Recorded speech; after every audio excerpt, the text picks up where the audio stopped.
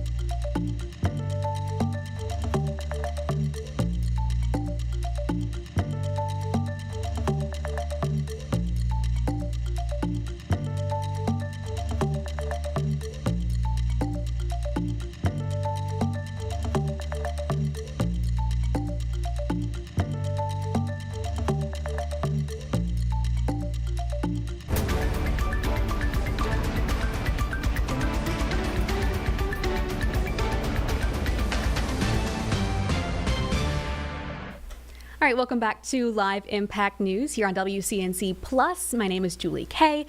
It is 7 o'clock. We're taking a switch from Brad's weather show to our news headlines. Starting out, though, with some sad news. Unfortunately, Paul Daniel Freely, or Ace, from the really famous band Kiss, has passed away. He was 74 years old. He's died following injuries suffered during a fall last month. That's according to a statement from his family. You can see we have some pictures here, but of course this is a long legacy he leaves behind with this really iconic, impactful band. I'm going to read this whole statement from the Freely family. It says, quote, "We are completely devastated and heartbroken. In his last moments, we were fortunate enough to have been able to surround him with loving, caring, peaceful words, thoughts, prayers, and intentions as he left this earth. We cherish all of his finest memories, his laughter, and celebrate his strengths and kindness that he bestowed upon others. The magnitude of his passing is of epic proportions and beyond comprehension. Reflect on all of his incredible life achievements. Ace's memory will continue to live forever." Of course, Kiss is going to, as they mentioned, just leave such a significant impact, but this is a really, really sad loss, I know, for not just the band, for people he knows, but for the music community as a whole. An incredibly impactful band, and he was a really, really big part of that success. Jeb, I know that you know some music. Anything you want to add? No, it's just an absolute loss. I mean, I feel like we've seen so many big names in rock and roll. I mean, you had obviously Ozzy Osbourne pass away earlier this year. I mean, this has been a really sad year for music fans across really all genres. So to see Ace pass away really early, considering the circumstances, is such a shame. Yeah, of course, especially because he was, in trying to recover for a month or so, and so this is just that's a hard battle. At 74, anything like that's going to be tough. Absolutely, and like you mentioned, multiple other celebrity deaths recently. I know Diane Keaton earlier this week. So just a really, really sad time right now. I know people are kind of reflecting, and it will be, we'll wait and see what some of the other people that knew him closely, what other band members might be saying. I know this news just came out within the last couple hours, and so it's still very, very fresh. So we'll of course update when we get some more information from other people that were close to him, most importantly being his family, who I'm sure is going to appreciate all of the love that I know will come in very soon. We are going to switch gears here back to North Carolina as we wait for some more updates on that story. And we do have a pretty big update. We talked couple days now about congressional redistricting. Now, this is not the first time that this has been suggested in North Carolina. We redraw our districts every few years or so. However, this is in response to multiple other states doing this to try and combat the Republican legislature. So I know this started in Texas with them wanting to have more Republican representation. California then followed suit, trying to get more Democrats to balance that out. Now North Carolina being the third state to really jump in there. I know some other states have mentioned jumping in there, Missouri even, but we do have a big update in North Carolina. We have the maps. This is exactly what we suspected it might look like. It is a change in the eastern side of the state, so it wouldn't necessarily affect us over here in terms of who we would be voting for in the Charlotte area, in the mountains. However, I do want to point out that any congressional change to our map, any congressional divide that is different than what we have now, does affect North Carolinians all over the state and people all over the country. North Carolina did redraw their districts just a couple years ago, which already gave Republicans more of a congressional sway in Congress. So this, if it is to pass, would be another shift. It's one particular district that is kind of at the core here, which was a really, really tight race. And this would make it even tighter, if not not impossible, but pretty impossible for a Democrat to win. So I know RAL spoke with that representative. That is Representative Don Davis, who's in District 1, I believe. He is a Democrat who was already the target of pro-GOP gerrymandering a couple years ago, and so he did get reelected, but it was by a very, very slim margin. This map changes that district even more so that it would squeeze him out of it potentially even more. RAL did speak to him. They're our NBC affiliate in Raleigh. He said, quote, "Serving the hardworking families of the East is my unwavering commitment. Regardless of party affiliation or the way the map is drawn, I intend to continue this work. Eastern North Carolina is my home, and our residents deserve a champion and fair representation." Now, this, of course, has not gone through yet, but we are expecting the legislature to address it on Monday. They're going to get back both the Senate and the House, and this process is kind of up in the air right now. We do know that typically when we do this, when it's scheduled that we redraw the districts, it's all of it. It's state House, state Senate districts, and U.S. Congress. This is different, though. This would just be the congressional districts. That's why it's so interesting, is that this is a direct response to what's happening in California and Texas and in the U.S. representation as a whole. I know we've spoken a couple times, Deb, to Wiley Nickel, and he was a representative who was here in the Mecklenburg County area. He's from Charlotte. He got gerrymandered out of his district and decided not to run again. So we've already seen the impacts of this. The reason that this is so significant is because the divide in Congress is so slim as it is, that the 3 seats that North Carolina went right on, that they typically may be a little more competitive or go left on, are what gave the U.S. Congress that Republican majority. Right now, of course, the Republicans have the presidency, Supreme Court majority, and they have the House and the Senate. So that is significant because there's nothing now that the Democrats have in control, and North Carolina has been a big piece of that. Well, and if I'm not mistaken, wasn't Jeff Jackson also the subject? Like, yeah. he was, that was the reason he had ultimately elected to run for Attorney General, was, I mean, not necessarily officially, but I think he actually may have said that officially. I think so. I'm curious if yeah. we might be able to pull that up. But yeah, he was a part of that as well. Right. And so this is not abnormal. North Carolina is seen as one of the more gerrymandered states, if not first or second, pretty historically. Ohio's also up there. And so not that this is unheard of by any means, but it is incredibly timely because the only reason that they are saying, the Republicans being Senate Pro Tem Phil Berger and Speaker Destin Hall, is in response to what they're saying is a call from President Trump. And so it's going to be interesting now to see how many states are we going to go back and forth on. I mentioned Missouri is one that is a very red state that has expressed interest in doing that. I'm sure if North Carolina goes through with it, which it looks like they are, others may follow suit. I mentioned they're going to be back in on Monday. We don't know, though, how long this process is going to take. Like I mentioned, usually when we redraw the districts, we go for all 3 of the big ones, and it takes maybe a couple weeks. This being only 1, we don't know. It might be shorter, but with how much attention, it might still be as long. Who's to say? This, though, really interesting to watch. Democrats, of course, are very against this. I spoke with Representative Jordan Lopez just a couple days ago before this map was revealed. But this is kind of what we suspected, as Don Davis's district was the closest and the one that they'd already kind of tried to push him out before. Lopez said, we are going to try and see what we can do. But at this point, there isn't much that the Democrats in the state can do. This is the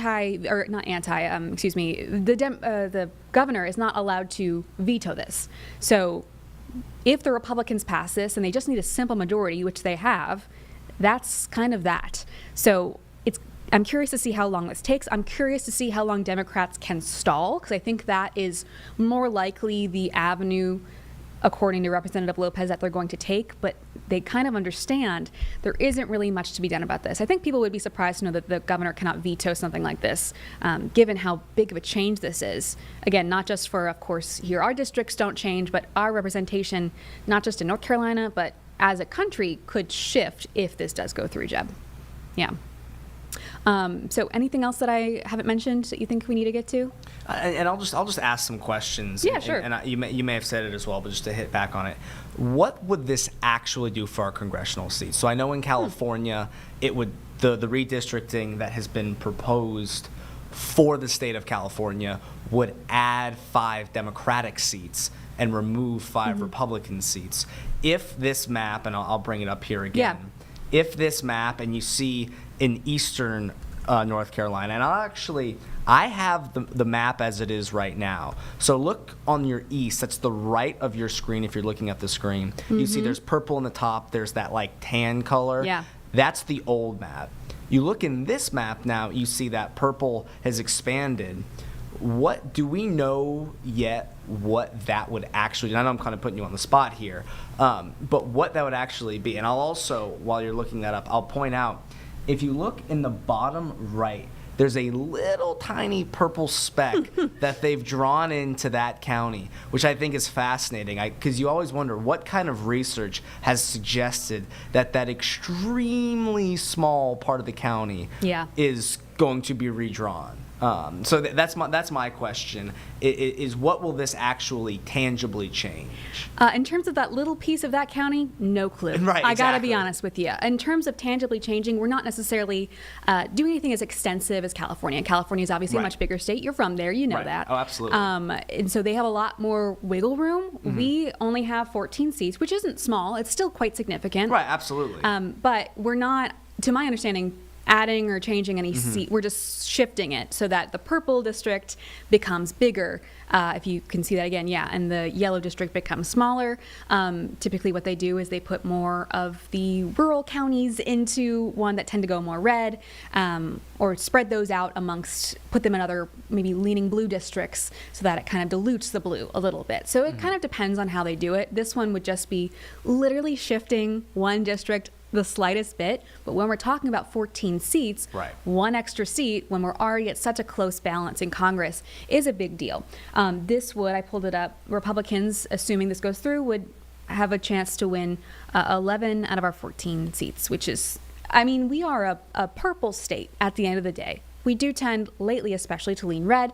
Voted for Trump in the presidential election. Governor Stein won by a landslide, so he's a Democrat. So obviously there is some cross-party ballots happening. People are consciously thinking about who to vote for in these elections. And so Democrats would probably argue, who's to say that 11 out of 14 is a really accurate representation of North Carolina. That's really what the debate is here. And as I mentioned, we are already known as a very gerrymandered state. I was going to say North Carolina, arguably the most gerrymandered state by many reports in the country. So interesting to see if that further progresses. Something else to note, too, when we talk about gerrymandering, we often talk about racial gerrymandering. I want to note that Representative Don Davis is one of the 3 black representatives that we have in North Carolina. North Carolina, incredibly diverse state. And so that would be significant for our representatives to switch up in terms of racial representation as well. Not just in terms of when we talk about racial gerrymandering, we're not just talking about how the representatives look, we're talking about maybe the black vote getting diluted by black communities getting split up and put into different districts. We've seen that not just in North Carolina, but historically, of course. And so that's something to take note of as well. I know that's going to be a discussion. Jordan Lopez, representative from Mecklenburg County, he did speak about, he says, again, he's a Democrat, so he's against this, but he said this dilutes the power of the vote every time we split up districts into little pieces that don't really make sense. Mecklenburg County is kind of a chunk that, makes sense. You can see the yellow dot there. That is, that's Charlotte. That makes a little bit more sense. But some of these districts, you're like, these people over here in the purple have never spoken to someone on the other side of that district. And so something to think about as well is will these, whether you're a Democrat or a Republican, will people in this district be accurately represented by such a big chunk? As I said, 14 representatives, so not everyone's going to get as much say. I know those big areas, not all of them are so populated, but over there you got some bigger cities on the coast that do have quite a bit of different needs than some of these more inland counties would need. And so it definitely gets a little bit weird there when we not just talk about party representation, but we're looking at coastal representation versus, that looks like it's almost all the way to Greensboro. So definitely some things to think about as well. Discussions, I know on Monday are going to be very heated, and I expect them to, while I don't know how long this will take to pass, I expect the Democrats to put up quite a stink. And you'll be following for us. Yes, I will. Fantastic. We're going to take, I think, a quick break unless there's anything we missed, Jeb. No, I think it's perfect. All right, we'll be right back in 2 minutes.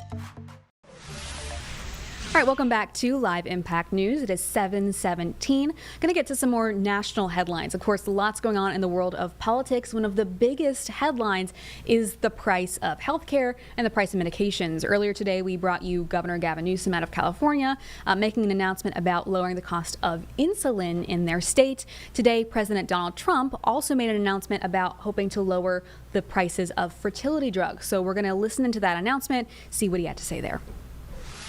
Much. This is very exciting, what we're doing.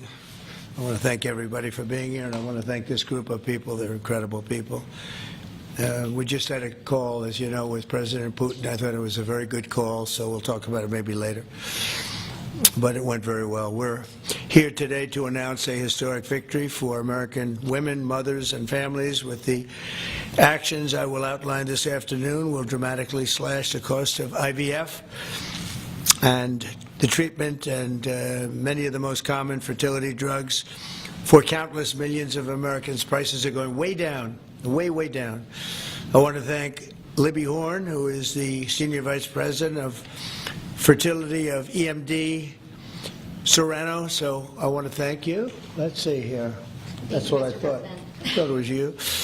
Thank you, Libby, very much. And let me also thank the Secretary of Health and Human Services, Robert F. Kennedy, Jr., whose wife destroyed the people on The View yesterday. I have to say that. I'm not going to ever get into an argument with her. And you've decided, you learned that a long time ago. She did a great job, actually. Secretary of Commerce, Howard Lutnick. Thank you, Howard. Secretary of Labor, Lori Chavez de Rima. Thanks, Lori. Howard, thanks. CMS Administrator, Dr. Mehmet Oz, who's a fantastic guy, and he's done really well. FDA Commissioner Marty McCary. Thank you, Marty. Senator Katie Britt, who got me started with this whole thing when she called up to say there was a bad ruling by a judge, right? We got to do something, sir, and we did it very quickly. Probably in 24 hours it was done. Congressman Richard Hudson, a great guy, and his wife Renee. Richard, hi, Richard. And Advocate Samantha Bush, who's a very respected person. For years, American couples struggling with infertility have faced crushing costs in their quest to start a family, and IVF is among the most expensive treatments of all. A single round of IVF in the United States can cost up to $25,000, can actually go a lot higher than that, and many couples require multiple rounds for a successful pregnancy. A major reason for these high prices is the excessive cost of the drugs involved. The number one fertility drug used in IVF is currently 700% more expensive in the United States than the rest of the world. And you know, we're ending all of that. It's called favored nations, and we're ending it, and we're ending it pretty fast. Nobody thought we'd be able to do it, and we've done it. Drugs are going to come down. Drug prices are coming down 400%, 200%, 600%, numbers that nobody's ever seen before. Great for Medicare, Medicaid, even Social Security. Great for everything, I think, Dr. Oz. So that's something that's, to me, it's very exciting. I'm bugging him and Bobby all the time. How are we doing with that? And we're doing really good, Bobby. It's really going good. Other countries are agreeing to it, because if they don't, we put tariffs on them, and then they agree. So it's amazing. It's amazing how that worked out. But as an example, in London, you'd buy a certain drug for $130, and even less than that, I guess $88 as of a count a month ago. And in New York, you pay $1,300 for the same thing. So now we're going to be paying, instead of $1,300, you'll be paying about $150. And they'll be paying $150 too. We're going to pay the same thing. Favored nations. It's beautiful. It's a beautiful thing. And we've been ripped off by the whole world for a long period of time. One of the most popular fertility drug regimens costs over $5,000 per cycle, as an example. Wow. Largely as a result of these unsustainable prices. 70% of the employers do not offer insurance that covers IVF. Therefore, most couples with fertility challenges are paying these costs entirely out of their own pockets, which is not really possible to do. Oh, look who we have. Look at that, the great Maria Bartiromo. I didn't know. Did you get put into the regular pool pack? That's very good. Yeah, that's good. Nice to see you. I'm doing an interview with her in a little while. In the Trump administration, we want to make it easier for all couples to have babies, raise children, and start the families they've always dreamed about.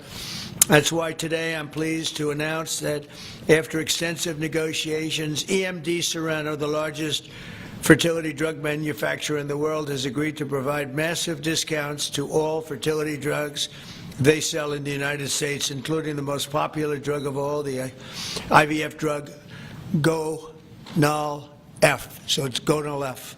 Is that a proper pronunciation? Very Close well enough, done. right? Very well done. Gonal-F. As part of this agreement, EMD Serrano will list their fertility drugs online at trumprx.gov at very, very heavily reduced prices, prices that you won't even believe. And ultimately, that's because of the favored nations. In addition, the FDA will be working with the company to expedite review and approval of another common fertility IVF drug, and currently it's selling in Europe. It's Pergoveris. And that's a sounding nice name. Pergoveris. Why can't you name them nice, simple names? Nice, easy names. Doesn't matter. If it works, that's all we care about, right? Upon approval, this drug would directly compete against a much more expensive option that currently has a monopoly in the American market, and this will bring down costs very significantly. And the other one's going to have to come down also. Finally, EMD Serrano has agreed that all future drugs and everything that it develops and sells in the United States will be offset at most favored nation prices. I've been after this for a long time, and we started the process in the last administration, and then we had a little thing called COVID that came up. We had to focus on that, did a good job on that too. And they'll bring a significant portion of their drug manufacturing back to the United States. So they're going to bring it largely back into the United States, and that's for a lot of reasons, but primarily because of the election result, November 5th, and maybe most importantly because of the tariffs, because if they do it here, there are no tariffs. So we're going to be very close, I think, by the end of this year. We're going to be very close to $20 trillion in investment. As an example, the Biden administration had less than $1 trillion, substantially less than $1 trillion for 4 years, Maria. Can you imagine? 4 years, less than one. We're going to break $20 trillion of investment, and we're already over $17 trillion, and that's in 8 months. Can you believe that? And he was at less than $1 trillion. And in addition to that, he had open borders, allowing millions of people to pour in. What an administration that was. Worst president in history, by far. As a result of these actions, the per-cycle cost of drugs used in IVF will fall by an estimated 73% for American consumers, and the numbers are going to actually be very substantially higher as time goes by when it really kicks in. For most of, I mean, think of those numbers. You know, I told the story last time because we were with Pfizer, and Pfizer's doing something very similar. But I told them that my first term, I was so proud of myself because I was the first president in 28 years where drug prices went down for the year. And you know what they went down? 1/8 of 1%.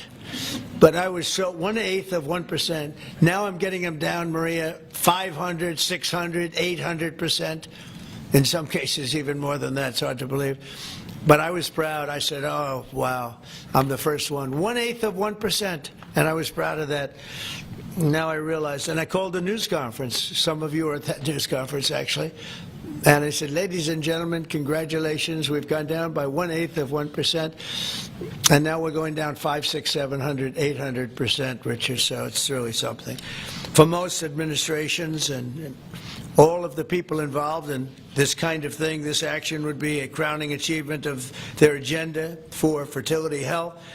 But for us, it's really just the beginning. It's just the start. It's one of many things we're doing. Today, we're also taking historic steps to vastly expand access to insurance coverage for fertility care, including IVF, something that, as you know, was not covered. Effective immediately, for the first time ever, we will make it legal for companies to offer supplemental insurance plans specifically for fertility. That's never been done before. We're signing it in today with what we signed.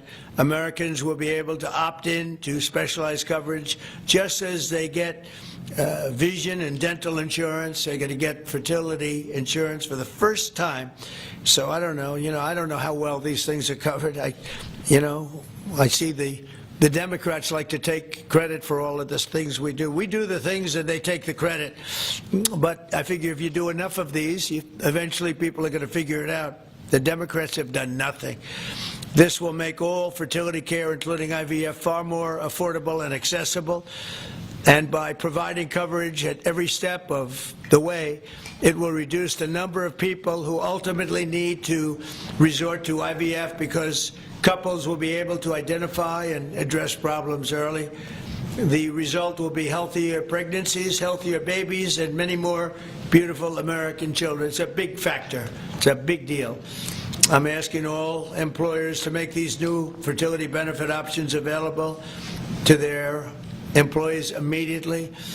The initiatives I've just announced are the boldest and most significant actions ever taken by any president to bring the miracle of life into more American homes. And I will say Katie was great. As you know, she's a great senator from Alabama. She's the first one that told me about this. I had not known too much about it, and we worked very rapidly together, didn't we, though? Mr. President, you We had everything passed, and Alabama then took care of it and passed it. Within a week, everything was done.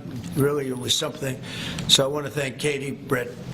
There's no deeper happiness and joy of raising children, and now millions of Americans struggling with infertility will have a new chance to share the greatest experience of them all. So I'd like to thank all of the people that are here, and I think we'll start with Dr. Oz and Ms. Horn. We'll go through the list and we'll listen. And yesterday I did this, and I stood for about an hour and a half as people spoke. And I said, this time I'm sitting right there, and I'm going to watch you. I stood for an hour and a half like this. I said, you got to be kidding. Here we go. It was one after another, and it was wonderful listening to them.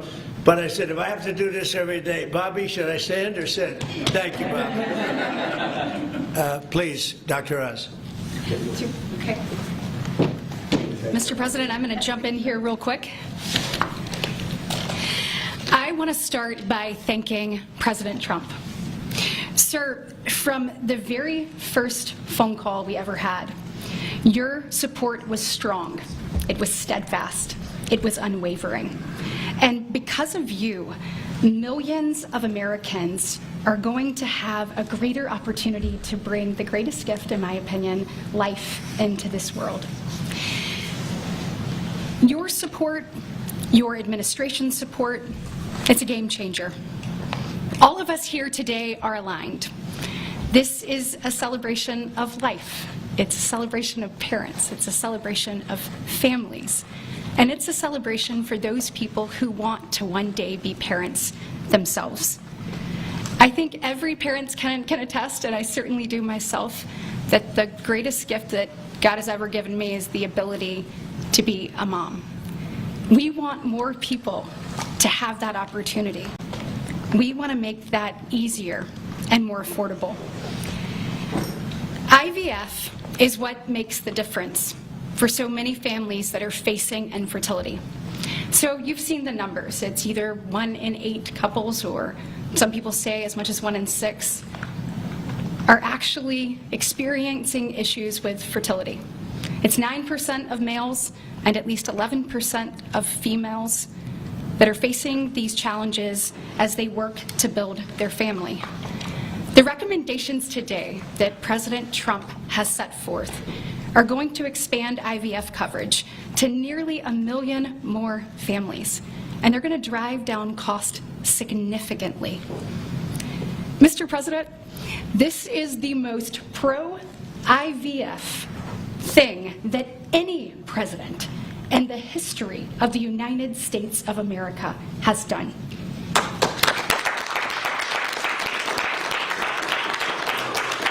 And Mr. President, it's your leadership. You are the reason why the Republican Party is now the party of parents. We are the party of families. This is why when Senator Cruz and I worked last year, we got every single Republican senator to sign on and say that they supported nationwide access to IVF. And just for the record, IVF is legal and accessible in all 50 states. And President Trump taking this action today to lower cost, to bring these issues to the forefront, and to enact solutions for people working to start their families. I want you to know it's significant, and there's more to come. But this isn't the only thing that you've done to prove that we're the party of parents and we're the party of families. If you look at the working family tax cut, guys, he made sure that hard-working parents were front and center in that legislation.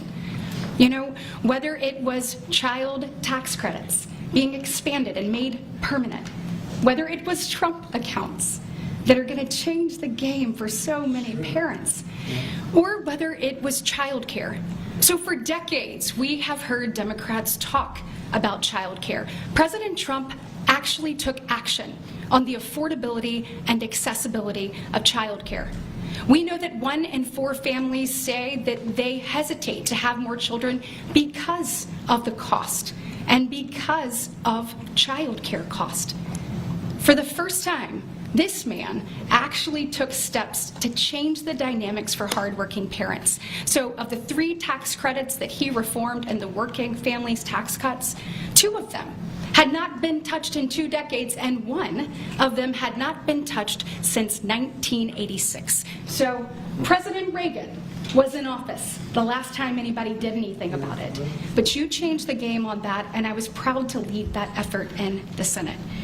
And so on behalf of moms and dads, on behalf of grandparents and sisters and aunts and uncles and brothers and people who are looking to expand their family, we say thank you. Thank you for all you do to support families in this country and make a healthier environment and an easier one for us to grow the very most important thing. Great, thank you. God bless. So nice. Thank you very much.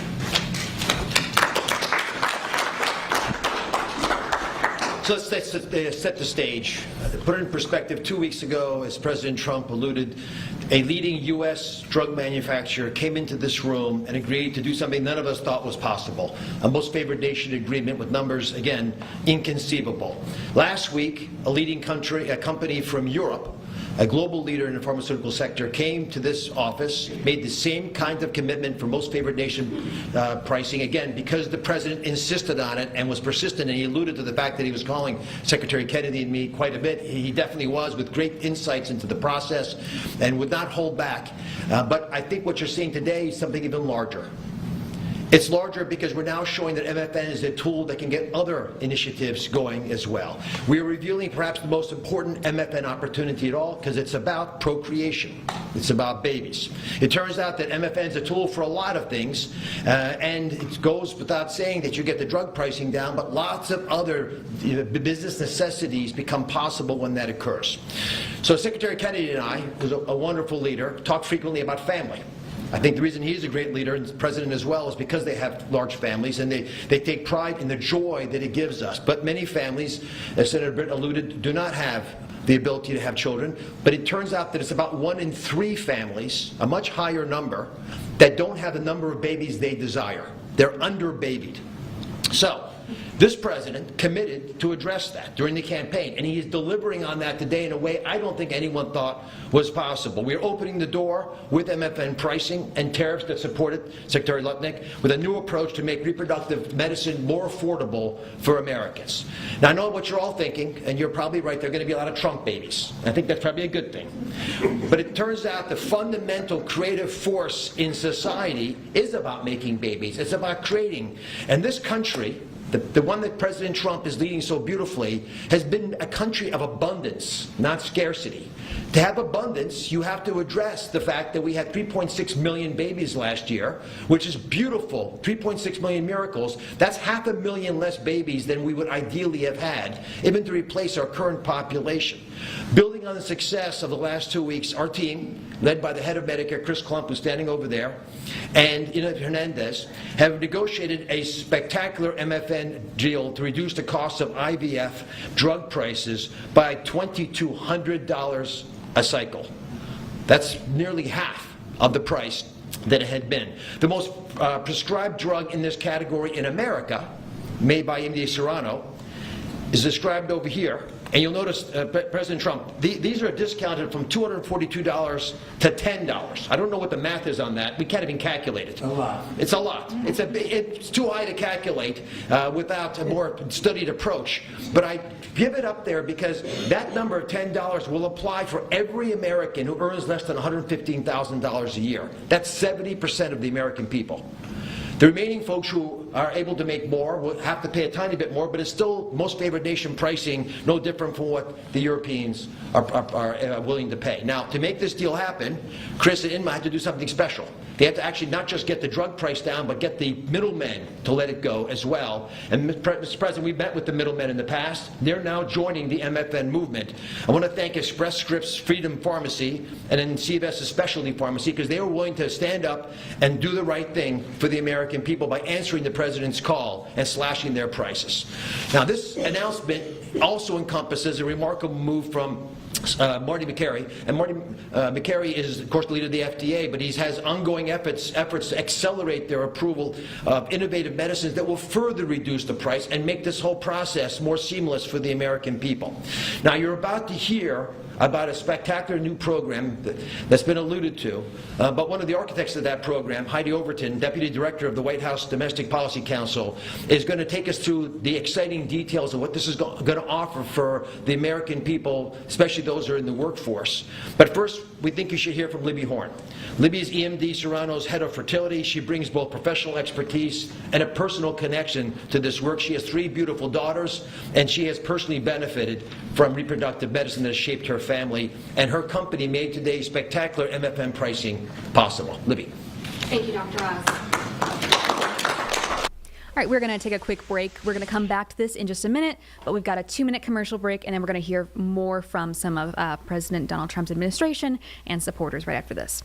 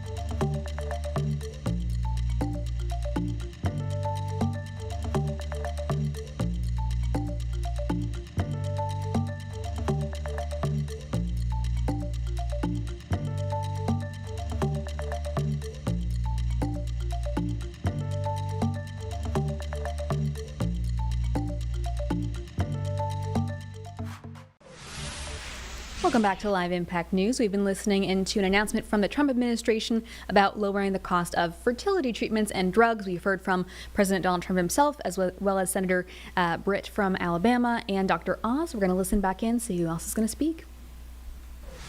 Next step forward in expanding access to fertility treatments for those who need it most. Mr. President, thanks to your leadership and the tireless efforts of your team, this is a momentous day for Americans who struggle but remain hopeful to build their families. Infertility is on the rise in our country. 1 in 8 couples face infertility. This isn't just a number, it's real lives, dreams, and aspirations of hardworking Americans. The teacher who goes to school each day, surrounded by children, but aching for children of her own. The firefighter who puts his life on the line, but can't create the life he wants at home. The consequences of these challenges can take significant tolls. Some of you watching today have given up or are frustrated because access to IVF treatments has been out of reach. That's why expanding access to IVF has been an issue of great importance to the President. He made this clear in his executive order declaring the administration's goal of supporting American families by enabling access and eliminating barriers to IVF. Today, EMD Serrano is proud to help President Trump deliver on his promise to you. Thanks to the President's leadership, EMD Serrano has worked alongside distributors and other partners to help more families have access to services and innovations that are consistent with other countries. Through our partnership with the administration, we are proud to announce that Americans will have access to our leading IVF therapies for an 84% discount off list prices. That's amazing. Thank you, Mr. President. Thank you. Thank you for making this possible. Thank you very much. That's great. Fantastic. For more than 40 years, EMD Serrano has been a global leader in fertility. Our science was instrumental in the birth of the first IVF baby in the U.S., and we've helped to bring more than 6 million babies into the world since then. Our purpose is to help create, improve, and prolong life. That means discovering more medicines and bringing them to patients faster. FDA Commissioner McCary has made it a priority to ensure that Americans have access to the world's most innovative treatments as quickly as possible. To that end, EMD Serrano is filing a new IVF therapy called Pergoveris for review under the FDA Commissioner's National Priority Voucher Program. If approved, Pergoveris would combine 2 key reproductive hormones in synergy designed to mimic reproductive physiology. This therapeutic option could mean fewer injections, fewer copays, and lower self-pay cost, all of which make a real difference in the IVF patient experience. In closing, on behalf of EMD Serrano, I want to send my heartfelt thanks to President Trump and the entire administration for their leadership and vision in this critical area of healthcare. Together, we will make a difference in the lives of countless families across this nation and uphold our long-standing legacy of creating life. Thank you.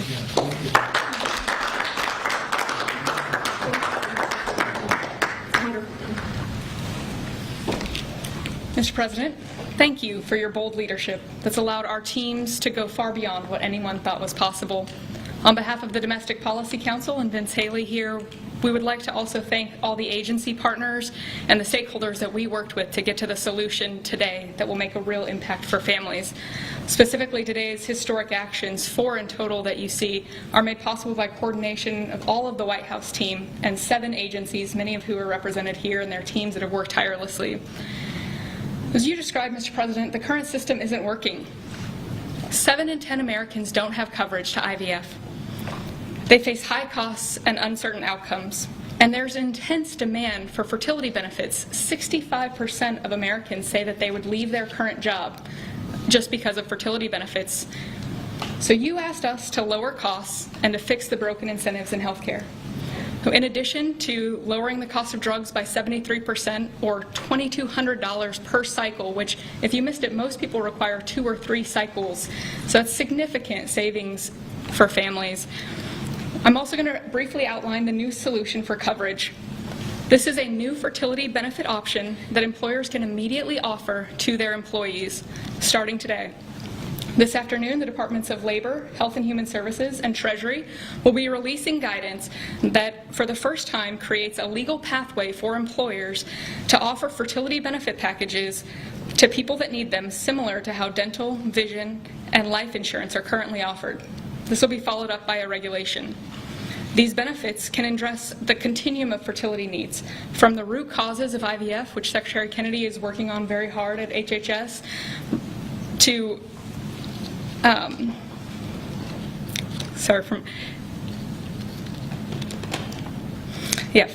it'll be a coordinated package that does not exist in traditional health insurance today. It'll make it easier for employers, including small and mid-sized employers, to compete for talented employees. Currently, many small businesses cannot afford to offer fertility benefits at all. This is making it possible for them to offer benefits the same way that large companies like Amazon and others offer benefits. This is a pro-family benefit expansion that will transform clinical outcomes by addressing fragmented coverage and care. I'm a physician by training, and it's very important that we have high-quality care. Fertility benefit companies are poised to offer packages that have reported so far roughly 25% higher live birth rates for those that seek care compared to those that don't have such benefits. They also report fewer cycles to achieve pregnancy, improved natural pregnancy rates through better care before you need IVF, and reduced chance of miscarriages, a 21% reduction in miscarriage rate. Leading physicians in the field have also relayed that these types of benefits significantly improve the patient and doctor experience, allowing both to focus on care rather than navigating the bureaucracy. These impacts are very personal. Here with us today are my good friends, Congressman Richard Hudson of North Carolina and his wife, Renee Hudson. Both have worked in public service for years, including Renee for all 4 years of your past administration, Mr. President, and they struggled with infertility. Today they have a beautiful son who's their pride and joy. He's an amazing boy. But they also suffered multiple losses throughout their fertility journey, something that is very common. Unfortunately, too many people go through the hard, arduous process of IVF and still result in a miscarriage. So today, your option is not only saving money, it's going to improve the quality of care significantly.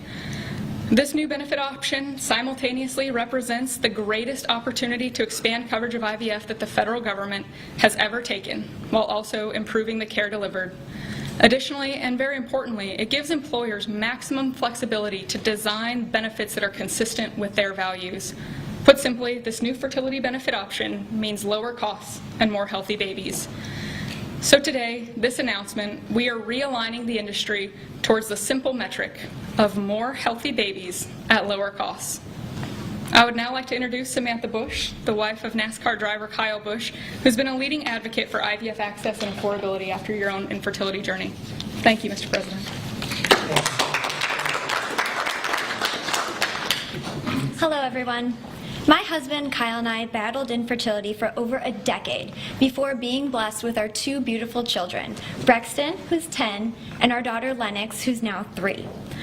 But our journey was long and painful. We faced 6 rounds of IVF, multiple miscarriages, multiple failed cycles, and countless moments of heartbreak. We faced the roller coaster of hope and devastation that so many families know all too well.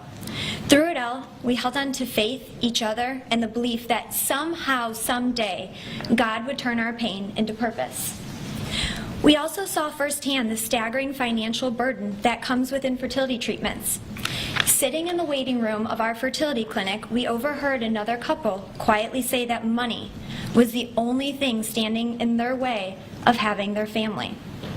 In that moment, Kyle and I looked at each other, and we knew God was planting a seed in our hearts, a calling to take action. In 2015, that calling became the Bundle of Joy Fund, a nonprofit foundation dedicated to providing financial assistance to couples struggling with infertility. What began as a small act of faith has now grown into something far greater than we could have ever imagined. To date, we've granted over $2 million directly to individuals, helping them pay for their IVF treatments, and we've celebrated the birth of 108 beautiful babies through our fund.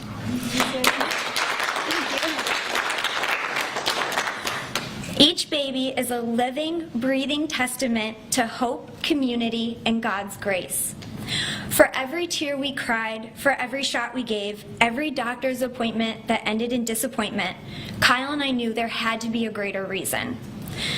This was God's plan for us, to use our journey to advocate, empower, and be the voice to those battling in silence. Over the past 12 years, we've worked hard to raise awareness, erase stigma, and bring hope to the 1 in 6 couples that will face infertility. Infertility can be incredibly isolating. It can leave you questioning your faith, your body, and your future.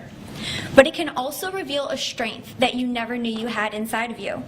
It can deepen love, it can bring couples closer together, and it unites people through a shared struggle. Our goal has always been to show others that they are not alone, that there is a powerful community of infertility warriors behind them.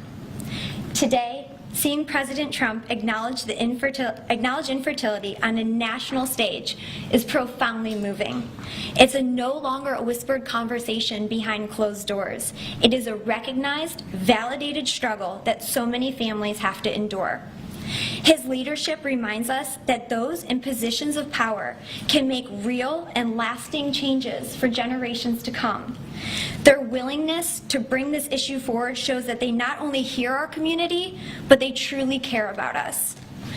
Thank you, Mr. President, and to your family, for shining a light on infertility and for standing by couples like Kyle and I. For standing by couples who only want to hear the words mommy and daddy, who want to watch our children open their Christmas presents on Christmas morning, who want to see the world anew through the joy in their kids' eyes.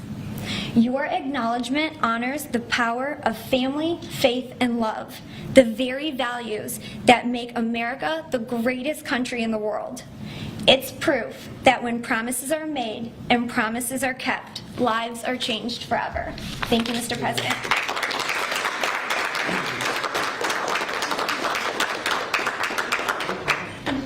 Anybody else? Howard, would you like to say a couple? No. I was hoping you would say that. Bobby, come on up for a second. What a job you're doing. Yeah, say a few words, Bobby. Thank you, Mr. President. Thank you for your vision, your commitment to our country. When my uncle was president, the fertility rate in this country was 3.5%. Today, it is 1.6%. The replacement rate, in other words, the amount of fertility that you need in order to keep your population even, is 2.1%. We are below replacement right now. That is a national security threat to our country.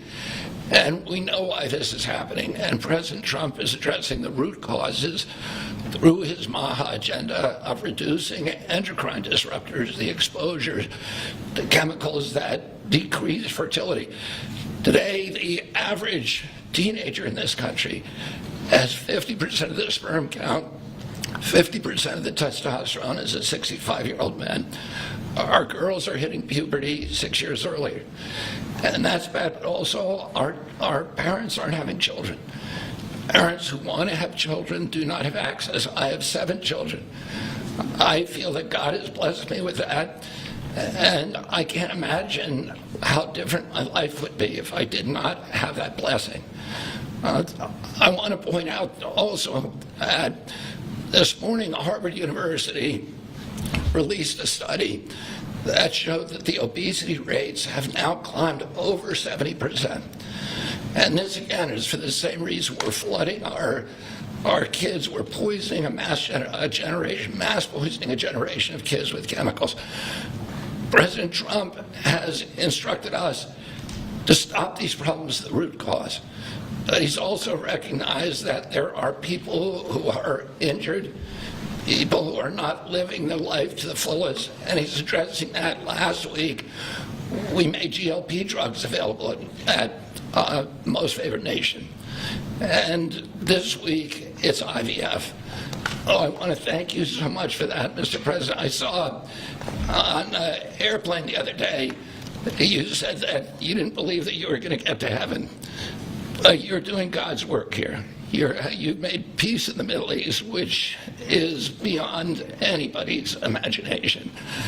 And now you're giving millions of Americans a chance to have babies. And you're doing this while the government is locked down by the Democrats.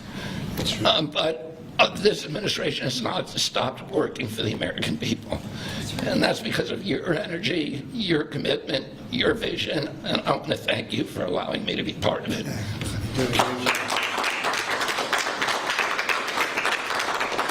And he's doing a great job. And by the way, Kyle is fantastic. So excited. He's got a lot of courage. I wouldn't do that. I wouldn't care. Howard, you and I would not be good at that. We'd go about 30 miles an hour, but we'd be safe. Anyway, so thank you very much. Any questions, please? Mr. President, you posted earlier today. Yeah, please. Mr. President, this is a major campaign promise that you made. It was a big hot topic towards the end of the election. You're delivering on that again.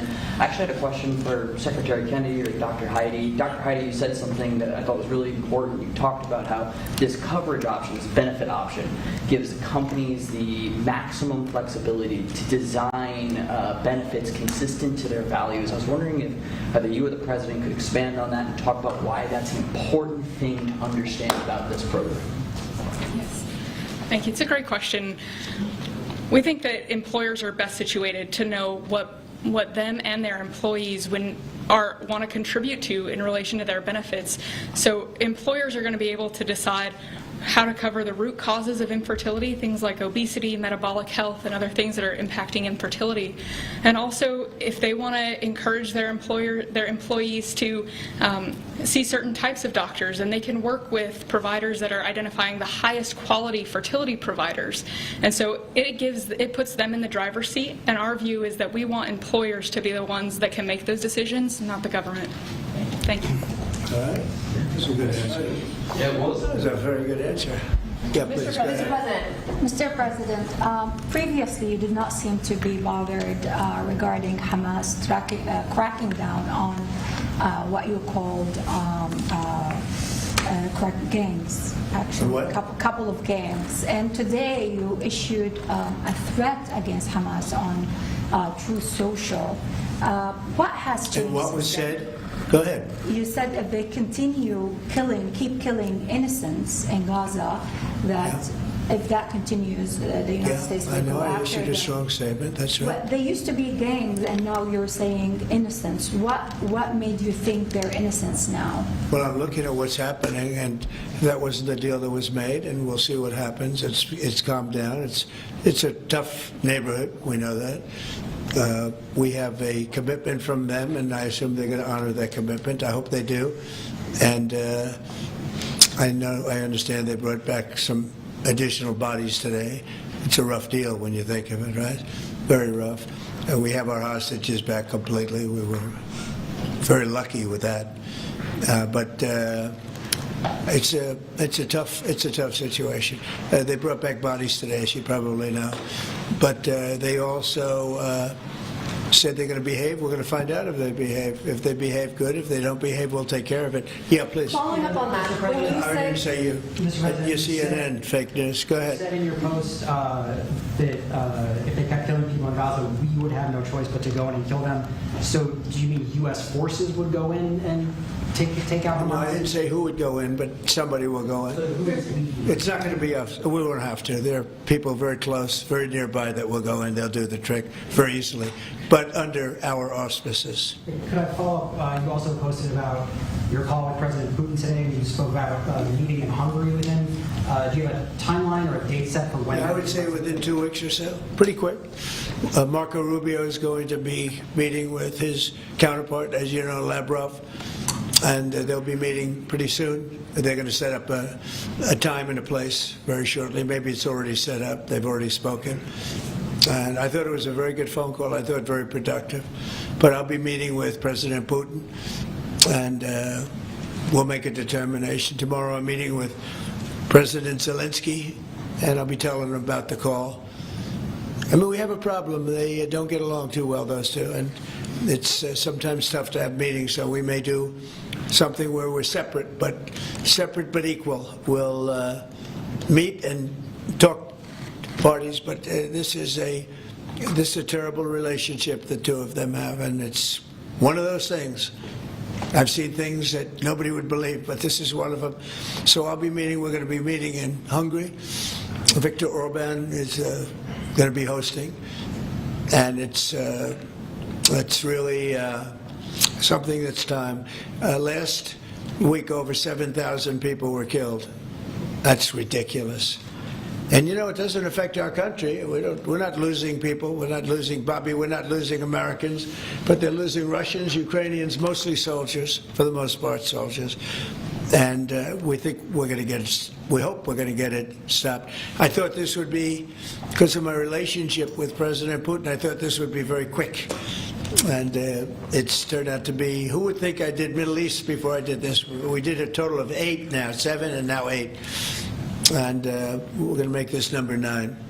Why do you think a second meeting? Sir, you said you posted that there was great progress. Can you tell us a little bit about that? Was it a shift in Putin's tone? Was it something new he told you? Did he give you any message to give? You're talking about the whole President Zelensky tomorrow. It just seems to me that, look, it's only a field. That's all I've done in my whole life. I've made deals. I know about deals. I do it well. I don't think any president's ever ended a war, frankly. One war, I did 8 of them, Maria, right?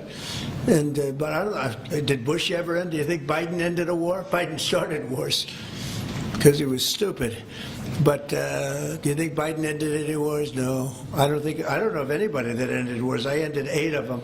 And it's going to be 9. I think we're going to have this one done hopefully soon. But I'll be meeting him probably over the next 2 weeks. First, Marco is going to be meeting. And the vice president, as you know, is very much involved. The whole team is involved. Steve Witkoff will be involved. Yeah, please. What did you tell them about the Tomahawks? Did you discuss the Tomahawk missiles? Did you discuss? Well, we talked about it a little bit. Didn't say much, but I do say to you, we need Tomahawks for the United States of America, too. We have a lot of them, but we need them. I mean, we can't deplete for our country. So, they're very vital, they're very powerful, they're very accurate, they're very good, but we need them too. So, I don't know what we can do about that. Mr. President, why do you think a second meeting with Putin now will yield different results? Well, I think Alaska actually set a stage, and that wasn't very long ago, but it set a stage. You have to understand, I came into this situation, I didn't start this war. This is a Biden deal. And I came into it, and it was a mess. It could have led to World War III. In my opinion, this could have led to World War III. That won't happen, but it could have. So I came in, this war was raging. When I left, this wasn't even a thought. For 4 years, nobody talked about it. I spoke to President Putin about Ukraine. It was the apple of his eye, but there was never going to be doing anything like this. And this all went because of some really bad decisions that were made. And look what you have. You have millions of people dead. You have just a horrible, horrible situation. I'm doing it to save souls. That's all I'm doing it for. I'm not doing it for us. We have an ocean between us. I'm doing it also to help Europe. They want to have it ended, but they're unable to do it. I'm able to do it. So I think we'll be successful.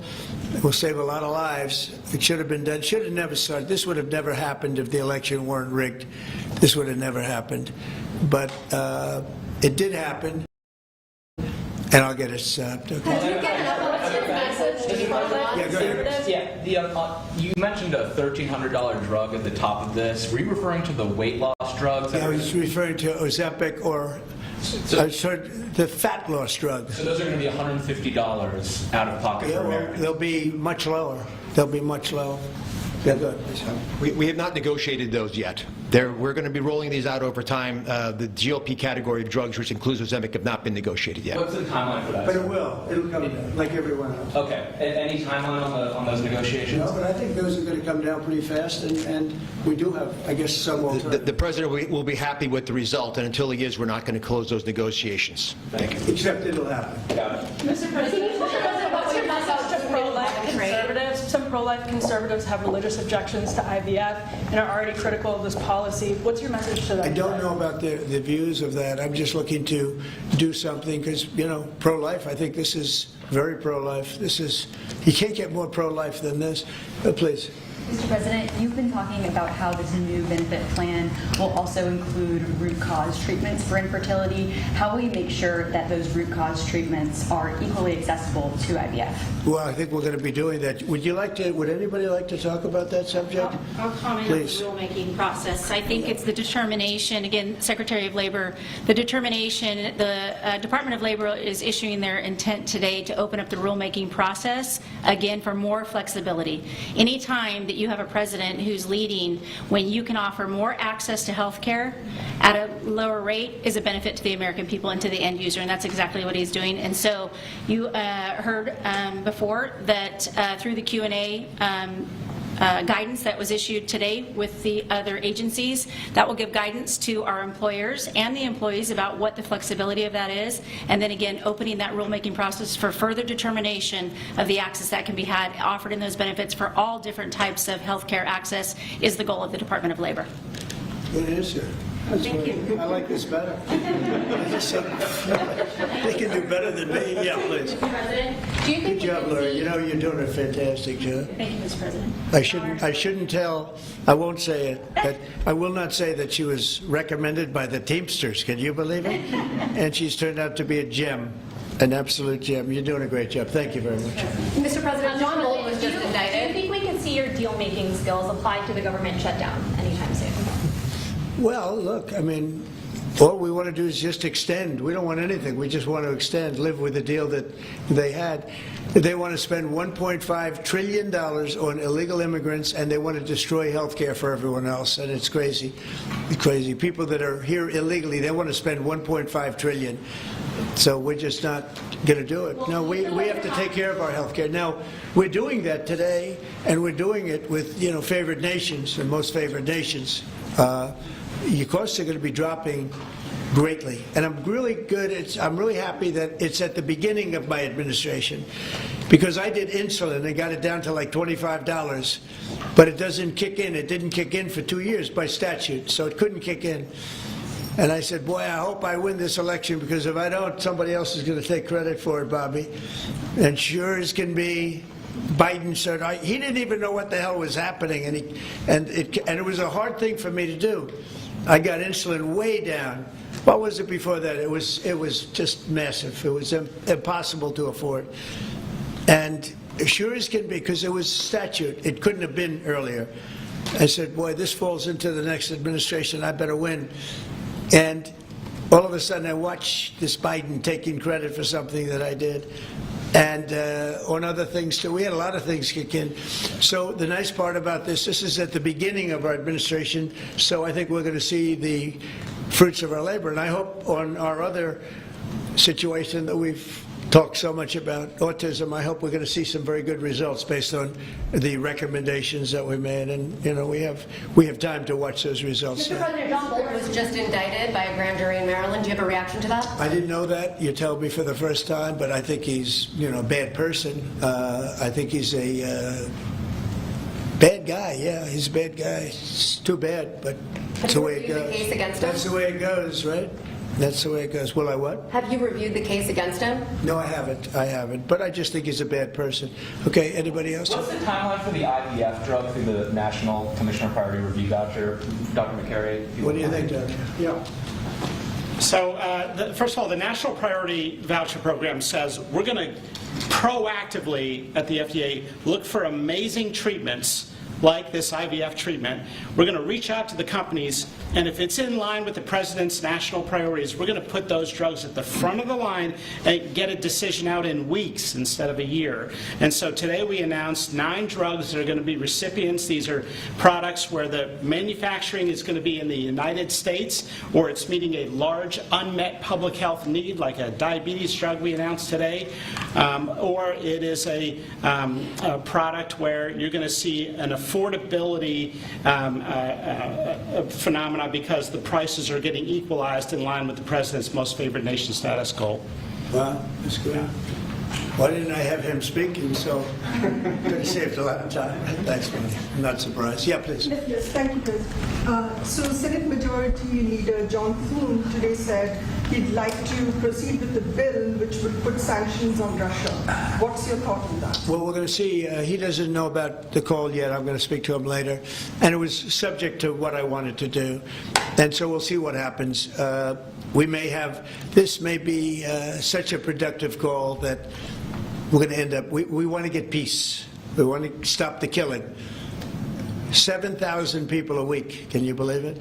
We want to stop the killing. So I'm going to speak to him and the Speaker, Mike Johnson. I'll speak to them a little bit later and I'll tell them about this. And we'll make the right determination. I'm not against anything. I'm just saying it may not be perfect timing. It could happen in a week or two, but it's at my option, as you know. Right, but did President Putin try to dissuade you from selling Tomahawk missiles? Well, of course. What do you think he's going to say? Please sell Tomahawks? No, but did he Is he going to say, please sell those Tomahawks? I really appreciate it. I did actually say, would you mind if I gave a couple of thousand Tomahawks to your opposition? I did say that to him. I said it just that way. He didn't like the idea. He really didn't like the idea. No, I said it that way. You have to be a little bit lighthearted sometimes, but no, he doesn't want Tomahawk is a vicious weapon. It's a vicious, offensive, incredibly destructive weapon. Nobody wants Tomahawk shot at them. Did he specifically ask you not to provide Tomahawks? So, wouldn't anybody? I mean, it's been in the news. Who wouldn't do that? CNN. Who wouldn't do that? You know? Do you think he's going to say, I'd love to have Tomahawk sent my way? I don't think so. Maria, we have one of the great stars of television here, and she's an incredible person. And she's just an amazing woman who, she got it all right. She got the Russia hoax right. She got everything. Would you have a question? Yes, Mr. President. I would ask you why this was so important to you, IVF, and why was autism so important to you? What are you trying to achieve? Well, autism is like a whole different thing. When you look at, it was 1 in 20,000. Now it's 1 in 12. If you look, Bobby, we have different numbers, but 1 in 12, 1 in 28, 1 in 32. There's a couple of different numbers out there, but it's 1 in a very, very different number than it used to be. It used to be 1 in 20,000, and that was not that long ago, 20 years ago or so. And now they had something for boys, for babies, baby boys. It's 1 in 12. I heard 1 in 10, Bobby. I heard another one, you know, different lists. But when you think of that, it's not even sustainable, but there's something artificial. When that happens, that's not like a natural. And then you have certain groups of people that literally don't have autism, and they're not taking some of the things that we're taking. So we're working very hard. And on IVF, it's just that I have friends, including Katie, that called me and they told me the importance of it. I wasn't that familiar with it. Now I think I've sort of become the father ever since I heard. There was a bad decision in Alabama where a judge wanted all clinics to be immediately closed, right? And Katie called up and you said you were pretty strongly attacked by your friends that you didn't even know were involved with IVF, right? You had people that had grandkids, people who'd gone through IVF themselves telling their story and saying there are people that cope out there. Tell what you did when you heard from your friends. You said this was not, they almost became violent. Right? I told him, I said, Mr. President, we need you. We need your voice in this conversation.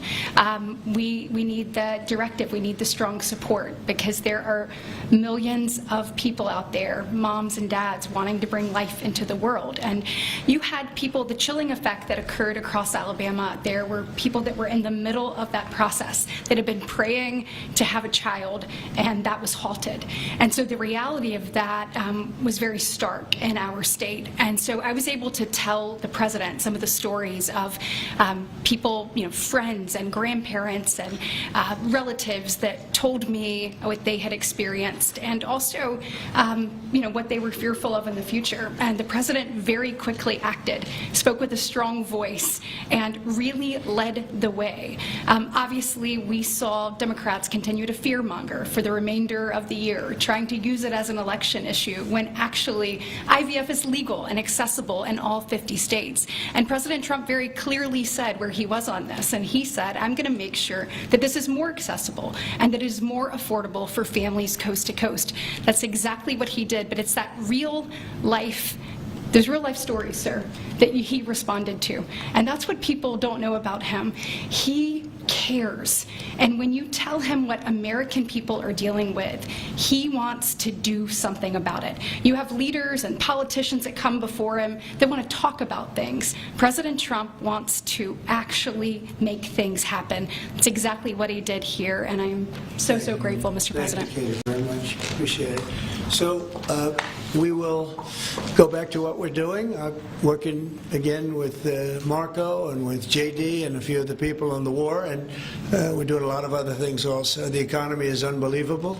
It really is. It's been incredible. And I think one of the great numbers that I've ever heard, think of it, over $17 trillion being invested in our country. And when you think of, compare that to the last administration, but really compare it to any administration, compare it to any country. There's never been a country with anything like that. That's in a period of 8 months. And we've already broken every record possible. There's never anything even close.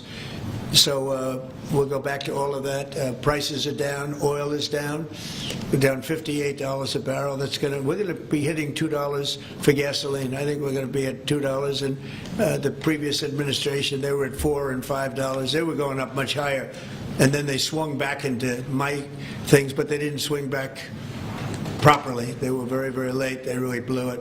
We had it really going in the right direction. They came and took everything out, and you know, it's incredible. I'll never forget. They lost control of the price of gasoline, of oil. They totally lost control, Howard, and then they went back immediately. Well, let's go back to Trump. But by that time, it was too late, and they didn't go back because the leases and everything else. They didn't do what they had to do. They wouldn't know. They really didn't know how to. But we could be hitting close to $2 a gallon. I'd love to break it if we could, but we could be. And you know, when that comes down, everything else has been coming down. Groceries are down. The price of things are down. And honestly, the simplicity is, if you can get oil down, it's such a big category. Everything follows. So just about everything follows. And we are working on beef. And I think we have a deal on beef that's going to bring the price of beef. That would be the one product that we would say is a little bit higher than we want it, maybe higher than we want it, and that's going to be coming down pretty soon too. We did something, we worked our magic, but groceries are down, and energy is down, electricity is way down. We have the prices coming down for people. They were abused for 4 years by the Biden administration. Thank you very much, everybody. We'll see you soon. Thank you.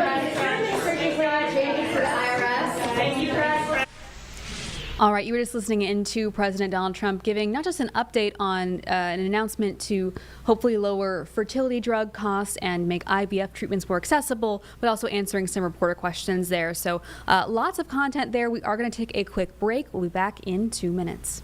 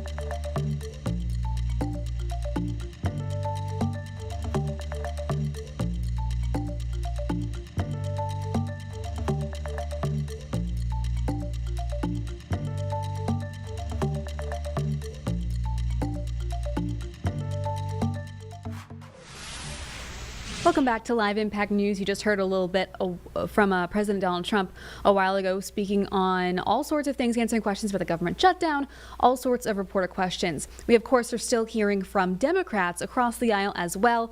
Both Hakeem Jeffries and Chuck Schumer, both Democratic leaders, spoke earlier today to reporters about the shutdown and what they have to say. So we're going to listen into that and come right back out. Hakeem and I just had another really good meeting, and we're on the same page. The American people are in a crisis in health care, and we are fighting for them. We are on their side.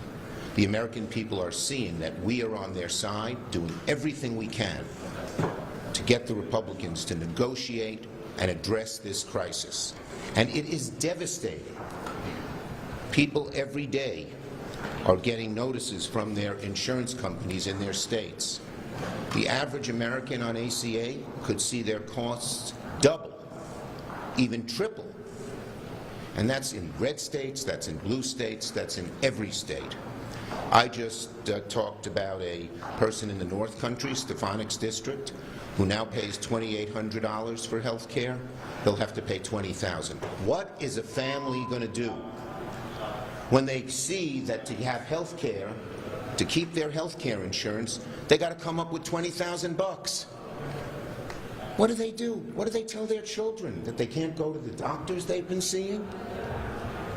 What do they do if someone has cancer and is cut off from treatment? What do they do if their hospital closes and another hospital's 100 miles away and they can't get to their doctors? So the American people are facing one of the most devastating crises they have faced in terms of cost, and we still have not heard crickets out of any negotiation with Johnson or with Thune. The Republicans are on the defensive. They keep changing their stories and changing their arguments, but we are on the side of the American people. We thank Leader Schumer and Senate Democrats for continuing to stand up strongly and boldly in defense of the health care of the American people. The partisan Republican spending bill that guts the health care of the American people has now been defeated a total of 10 times. Yet, Senate Republicans continue to do the same exact thing and expect different results. That's the classic definition of legislative insanity. The problem is, Republicans aren't serious as it relates to solving the affordable health care crisis that they've created, solving the cost of living crisis that they've made worse. As Democrats, we've made clear, we will sit down anytime, any place with anyone to find a bipartisan path forward to reopening the government, standing by our hardworking federal civil servants, enacting a spending agreement that actually makes life better for the American people, and decisively addressing the Republican health care crisis, which is devastating everyday Americans all across the country. Nothing's... Go ahead. Yes. Thank you. Apparently, Leader Thune has said that he's open to holding a vote at a set date. So 2 questions. One, are you open to that? What do you as Democrats need to see? And I think that's my 2 questions. Look, we're not negotiating in public, plain and simple. And Leader Thune has not come to me with any proposal at this point. Leader Schumer. Leader Schumer, do you have a good enough idea of how this defense bill will be packaged with possibly labor HHS to allow Democrats to vote to get on that defense bill today? Right now, the only thing that is on the floor is just the defense bill. Thune needs unanimous consent to add anything else to it. We don't even know if he'll get that.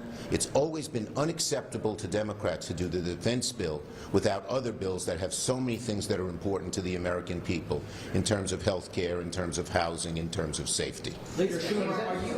Leader Schumer, thank you. Good afternoon. You are correct. We try to be correct in journalism. That said, Sometimes. the Republicans continue to say that this shutdown is because you're worried about Ocasio-Cortez and the left. She even said last night she is not primary. How does that make you feel? Look, the bottom line is we are fighting for the American people. We see the anguish they face everywhere we go, in our districts, in our states. People are not just, oh, this is something new and not so good. They think it's horrible. What am I going to do? with so many. Another person I met, the kid has cancer, and the treatment has been cut off, the research has been cut off. We are fighting for the American people. The Republicans can talk all the political stuff they want. We're on the side of the American people because they need help. From the very beginning of this crisis, Senate Democrats and House Democrats have made clear we are fighting to address the health care crisis that Republicans have created, the largest cut to Medicaid in American history, as part of the Republican One Big Ugly Bill that hurts everyday Americans in order to benefit their billionaire donors with massive tax breaks. Hospitals, nursing homes, and community-based health centers are closing all across America because of Republican policies. That's hurting everyday Americans. Their refusal to extend the Affordable Care Act tax credits is going to result in tens of millions of people in Republican-held states, Democratic states, purple states, all across the country. It doesn't matter. Tens of millions of people are going to experience dramatically increased premiums, co-pays, and deductibles. It's going to make health care unaffordable for people. They will be unable to see their doctor or take their children to see a doctor when they need one. That's not acceptable in this country. This is the wealthiest country in the history of the world. So Democrats are standing up to address the cost of living crisis that Republican policies like the Trump tariffs have made worse. And we're standing up in defense of the health care of the American people. Mr. Leader, have you, or either of you as leaders, have you received a Gang of Eight briefing on the CIA activity in Venezuela? No, and it's typical of this administration and this Republican House and Senate. They try to just go at it alone on everything.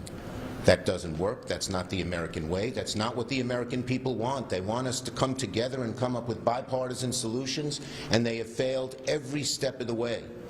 On the extension of the Affordable Care Act, we asked them to vote 3 times to extend it. They voted no.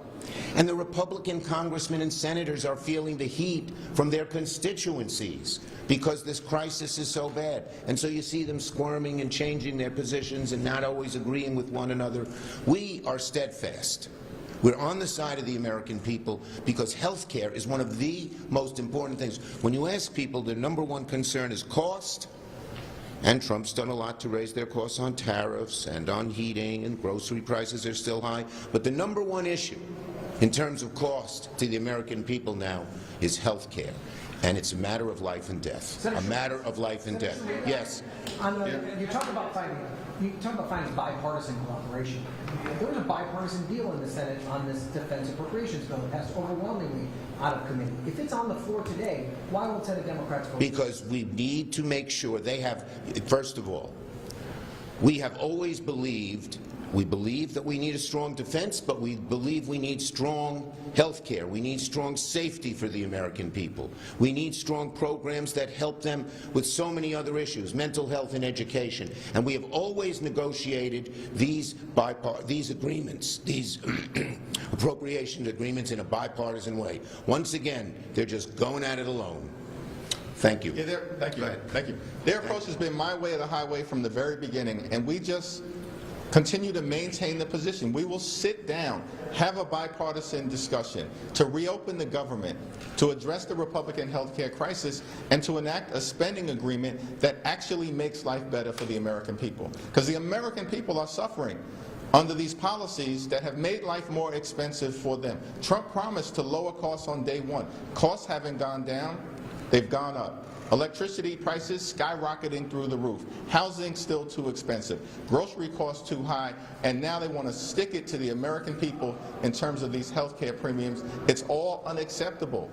Cancel the cuts, lower the costs, save health care. And just on a procedural issue, so you all know, they need unanimous consent to add something to the defense bill.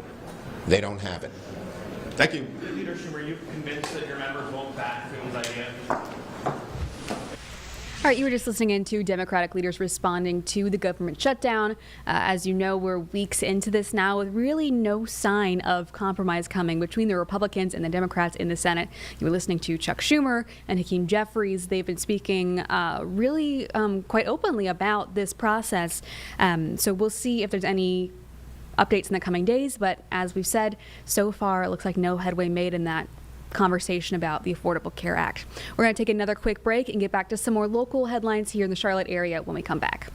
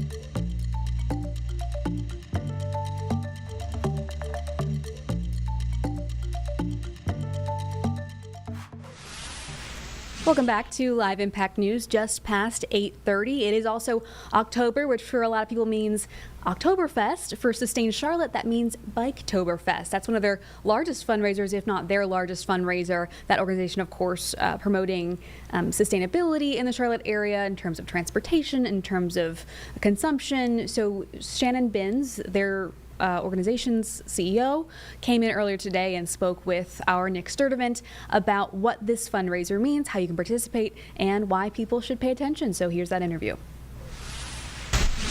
All right, welcome back here on Live Impact News on WCNC Plus. I'm Nick Sturdivant. We want to bring on a special guest here in studio with an organization that started in late 2007. This guy who has lived in big cities across the U.S., but landed here in Charlotte and has a big event coming up on Sunday, Biketober. You might know that event. I'm sure you do. If you live here, you've been to Charlotte, been in Charlotte for some time.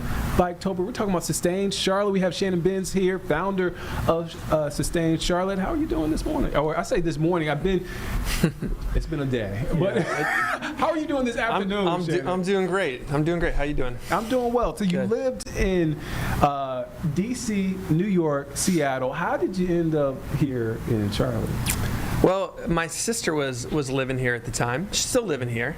And my mom and other sister are down in South Carolina, so I moved down here to be closer to family. Yeah. Yeah. Oh, man. So Sustain Charlotte. What did you notice about Charlotte when you first got here that led you to start Sustain Charlotte? So initially I was living out in Ballantyne. Yeah. My sister and I were living together, and I hadn't owned a car in any of those cities that you just mentioned. Hadn't owned a car in a decade. And I realized I had to buy a car because I was literally, there was nowhere I could go in walking distance. I don't think there was even a sidewalk, and there was no bus service yet to Ballantyne. So I was literally like, if I want to go somewhere other than this apartment complex, I gotta get a car. Yeah. It was a painful decision for me. Like, I didn't think I was gonna be a car owner again. I don't like spending time in cars. I'd much rather be using my body, walking, biking, or letting someone else do the driving, as is the case with bus and rail, right? So that was part of it. I started that, and it's like, man, this city is growing in a way that just frankly is not sustainable, right? We're consuming lots of land. We are growing very, very inefficiently through what's called urban sprawl, right? Growing further and further outward, consuming forests, farmlands, and that type of growth requires cars, right? That type of growth is only possible because of cars getting invented in the first place, and you can only grow that way for so long before you have total gridlock because you've got too many people trying to get around in cars, and you run out of the things that are important, like your natural resource base that people depend on for clean water and clean air. So I looked around and I was like, where's the organization that's advocating for sustainable growth? How do we grow in a way that ensures this is a healthy place to live, has a high quality of life? And how do we, in a way that rights inequities from the past rather than exacerbating existing inequities in terms of, certain neighborhoods are wealthy, some are not wealthy, some, are white, some are black. We had all these neighborhoods segregated by race and income, and the way we were growing wasn't making that separation any better. So, long story short, I thought we need an organization who's advocating for a different way of growing, one that values the environment, one that values health, one that values safety and equity, because cities can be grown that way, but you have to be intentional and you have to have the right plans and policies and budgets, and often that requires people using their voices to say, this is how we want to grow. And so that's what we try to do, is bring people's voices together to say, these are our values, this is how we want to grow, we want to have a high quality of life, we want it to be good for everyone here, we want to have clean air, we want to have ways to get around without having to get into a car for every trip. And that's all. It's constantly the conversation here in Charlotte. Yeah. I do want to ask, two questions, but I'll start with this one. What was the reception here in the city like when you launched it? Overwhelmingly positive. I mean, that's the thing. I didn't set out to start an organization. Yeah. Like I wanted to just have an event, right, to get people to come together who had been thinking about these kinds of things a little bit, working on them, and come up with a vision for how we were going to grow. So I wanted to have a visioning workshop, basically. And that's really all I wanted to do. I didn't necessarily want to create an organization, but I stood up I decided, okay, I need to create a landing page so people can register for this visioning workshop, as I called it. And you know how, at least it used to be, and I guess most websites still have like a contact page. You can click here, and it's an anonymous form, and you don't know who it's going to, but that's how you can contact the organization. Well, I put one of those in there, and the emails just started flying in. This idea of sustainability and sustainable development. A lot of people wanted to talk about that. Hey, can I get coffee? I want to learn more about Sustain Charlotte, which I was just doing, on the side outside my full-time job as a volunteer thing.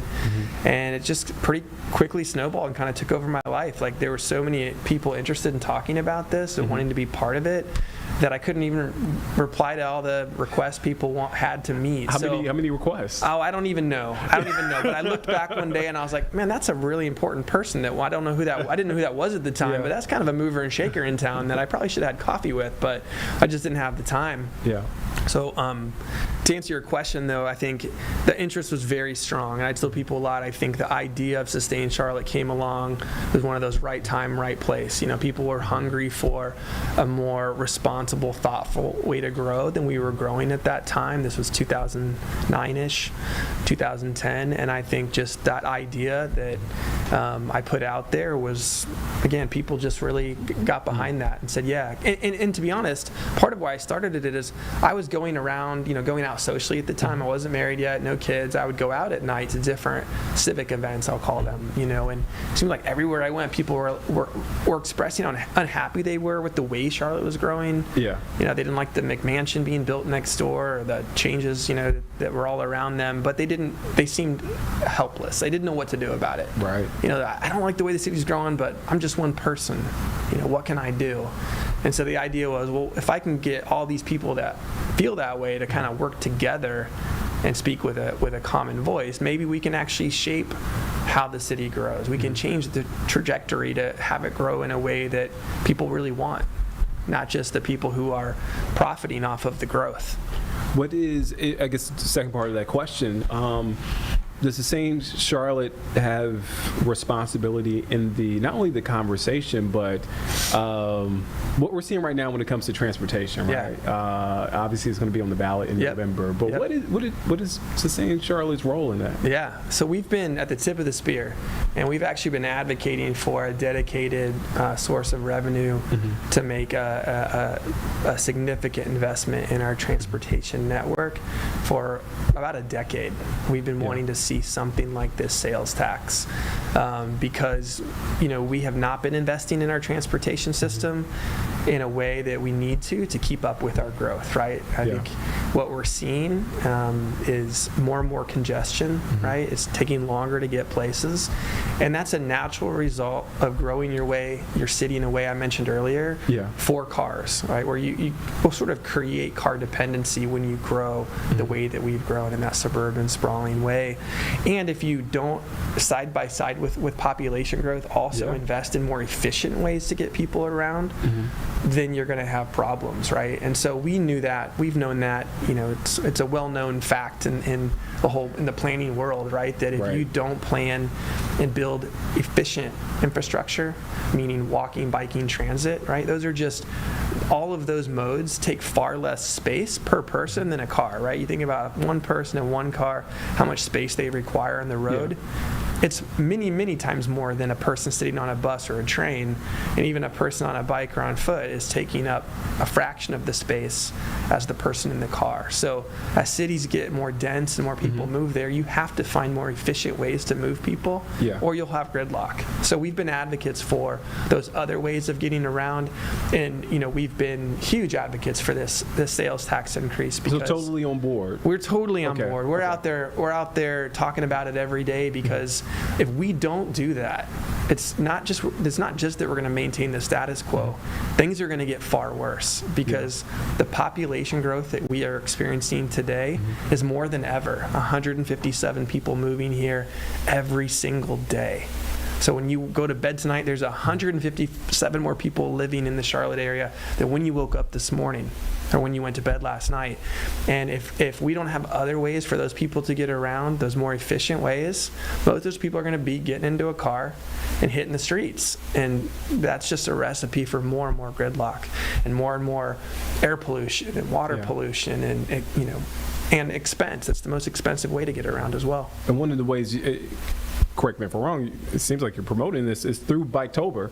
Biketoberfest, Biketoberfest. Absolutely. On Sunday. Talk about that. Yeah, so Biketoberfest was an event we started to show people that actually, when we have safe bike lanes and we have greenways, right, when we have basically safe, comfortable places to ride, as we do in South End and parts of Uptown and some of the surrounding neighborhoods, when we build safe places for people to bike, it's the most fun way to get around. It's the most efficient. It's the easiest. You don't have to pay for parking. You can park right in front of the door, to wherever you're going. And it's free. Once you buy your bike for a few $100, now your transportation's free. So cities all over the world have realized this. It's not like I came up with this, right? Cities know this. And so a lot of cities have gone, they've doubled down, tripled down on making their streets safer for people to bike, because they know, like in urban areas, it just makes a lot of sense, right? A lot of places are a little too far to walk, but not too far to bike if it's safe, right? And now with electronic bikes, you can get everywhere. I see it all the time. And you can go further, faster, and you don't have to worry about the heat and humidity being the obstacle, because if you don't want to work, you don't have to work. So Biketoberfest is about that. It's about showing people, look, when we build our city in a way where things are close enough together that you can get there by bike, and we have bike lanes that are safe, meaning separated from traffic, this is a great way to get around and get places. So we give people a taste of that during Biketoberfest. We have a route. It's about 16 or so miles, 16 and a half. Hits pretty much every neighborhood that rings uptown. So our oldest neighborhoods, they're all pretty close together. So, you can hit over a dozen neighborhoods on Sunday at Biketoberfest on your bike. And then all along that route, we have local businesses that are participating as stops along the route. So they're expecting you. We'll give you a passport that you take with you, and you get to that business, and they're ready to stamp your passport for you to show you've been there. They'll have discounts and freebies, samples and whatnot. And then you end up back where you started at Triple C Brewing, and you turn in your passport stamps or raffle tickets, and we give away all kinds of cool prizes donated by local businesses, have live music, all of that going on afterwards. So it's just a great community event. It's a great way to explore and discover new parks and greenways and businesses and neighborhoods in your own city that we find most people have never been to, right? We all have our work bubble and our home bubble, and maybe we move between those two bubbles. Go-to restaurant. Yeah, right? But with this, it's like, wow, we have people tell us all the time, I didn't know this neighborhood existed in Charlotte. I've never been on this greenway. Where did this park come from? And that's the best thing I think about this, is we really open people's eyes to what exists in their own city, because they're going places they wouldn't otherwise go. What do you look forward to? I know you are, from your perspective, and you're in planning, making sure everybody else is having a great experience. Yeah. What is your experience like? I have a great time too. I get out there on the route and I ride the whole thing, and I want to make sure that I want to see what's happening. Is it working well for people? Are the businesses happy? Are the riders happy? I'm just out there to kind of make sure everybody's having a good time and has what they need, and then experience it myself. And we've got a team that's working really hard back at the office right now to put this all together. We're a small shop, but there's 4 people back at our office who are nose to the grindstone putting all these pieces together. I thought you were about to say 4 people and 2 are here in studio. No, I'm number 5, okay. and DC over here is helping us get the word out. You're good, DC. He's helping get the word out. So, but there's a small team, and so it's a lot of work to put this together. Yeah. But we know, if folks come out, they're going to have a great time. What time? So check in at Triple C, where you pick up your passport. That starts at 11:30. Okay. You can hit the route anytime from noon on. It's not like a hard start, because it's not a race. It's leisurely pace. You go at your pace. Okay. Right? This is for all ages and abilities. Nice. Families are welcome. We have a shorter route that just stays in South End, mostly around the rail trail, on and around the rail trail, for people who just don't want to go 16 and a half miles. They just want to go 4 or so miles. But anyway, you can hit that route anytime starting at noon. The route is open. The businesses are expecting you to come visit them until 4:30. So noon to 4:30, you can explore the city. Explore the places on the route. 4:30 or so, we kick off the after party back at Triple C. So at that point, you can come back to where you started and have a Biketoberfest beer. If you're a beer drinker, Triple C brews a beer just for the event. Yeah. But of course, we'll have non-alcoholic options. We'll have an ice cream truck that's going to be there. So we've got this awesome local business just started up called Sprinkle Joy. Okay. That scoops up 2 scoops ice cream, which I think is among the best ice cream in town. Okay, all right. We'll have Enderley Coffee is going to be there, and with their coffee truck serving coffee. And it's not too late to register, right? So people can go to the Biketoberfest website, just Google Sustain Charlotte Biketoberfest, or go to Biketoberfest CLT and pick up your ticket. And if you don't have a bike, we got you. Okay. So actually, Lime and Bird have got you, because those are the companies that operate the e-bikes and the e-scooters in town, and they're sponsors of this event, and they're going to be there at Triple C with bikes that people can use for the day at no cost. They're donating the use of their bikes for people who don't have bikes or just don't have a way to get their bike to Triple C. So don't let not having a bike be an obstacle. We got you covered. A great way to shake out the Sunday scaries. A lot of folks come Sunday, they're like, oh man, gotta get back to work, but you don't have to think about the Sunday scaries. You do the scavenger hunt. By the time you get home, look. And by the time you get home, you might have a new bike, because we give away bikes at the after party. So Trips for Kids and Bike Source have donated bikes again this year. So not only do we have gift cards to all kinds of businesses and restaurants around town, but we actually give away a couple of bikes. So you definitely want to come to the after party as well. Oh man, check it all out this Sunday, Biketoberfest. Shannon Benz with Sustain Charlotte. Man, Shannon, thank you for your time, man. Thanks for having me on. You have to come back. Well, I always tell folks, you have to come back. Anytime. All right, we're going to take a quick break here on Live Impact News. We'll be back here in just 2 minutes. We'll be back here on WCNC Plus.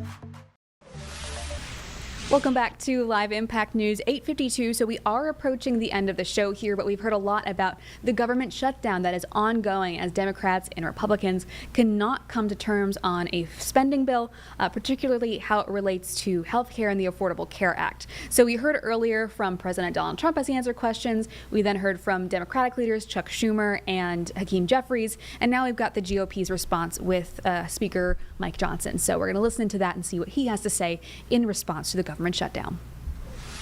Hey everybody, welcome to day 16 of the Democrat shutdown. The Schumer shutdown is very real and very painful for real Americans. We're going to share a little bit about that situation with you this morning and then get an update on one specific segment regarding Homeland Security and what that's doing for the security of our country. If you're keeping count, 9 times now, 9 times the Senate Democrats have voted to keep the government closed. All the House Democrats except one voted September 19th to shut it down. So this is 10 total times now that Democrats in Congress have voted to close the government. And we know what that means for real people. We know what it means for our troops and our Border Patrol agents and TSA agents and air traffic controllers and everybody who relies upon services around the country. It's very real. And so today marks yet another day of American families feeling the very real personal and economic strain of this reckless decision that our Democrat colleagues keep making. They want the United States government to remain closed, and they seem not to care about the pain that it's causing. They have offered no plan. They have offered no strategy. They have offered no common sense path forward for ending this situation. And so many of you have asked all of us, how will it end? We have no idea. It's up to the Democrats, and they have to decide it. And judging by their outrageous behavior, the Democrats appear perfectly happy to keep the political theater going while real people suffer. And that's why House Republicans made the responsible decision for our members to spend this week in their districts working for the people. They're helping their constituents. They're helping the American people navigate the mess that the Democrats have created. Staying back to work with our constituents was a decision that we made very thoughtfully and we made collectively as a group, House Republicans. We have so much of that work to do. That's not some talking point. It's not some strategic tactic. We made that decision out of urgent necessity. So I want to highlight here just this morning, just very briefly, just a couple of examples, a small sample of some of the very important work that House Republicans are doing on the ground right now to help Americans through this difficult time. In the state of Michigan, for example, our members are sitting down with veterans, men and women who risked their lives for our country, and they're struggling now because the services they depend on, health services, for example, have come to a halt thanks to the Schumer shutdown. So in Michigan, our Republicans from the House are there working through those situations. In Texas, many of our Republican colleagues have met with some of our brave Border Patrol agents down on that southern border who are still reporting for duty without a paycheck. In Montana, Congressman Ryan Zinke helped park rangers who are keeping the parks open as best they can for families and travelers, even as they themselves go without a paycheck. Across the Midwest, we have members who are meeting with local and regional airports to hear firsthand how furloughs and blocked paychecks there are hurting the people who keep our skies safe. Really important stuff. In rural communities around the country, Republicans are working hand in hand with their local hospitals to make sure that the $50 billion rural hospital fund that Republicans got signed into law in July 4th is accessed. It reaches the people who need it.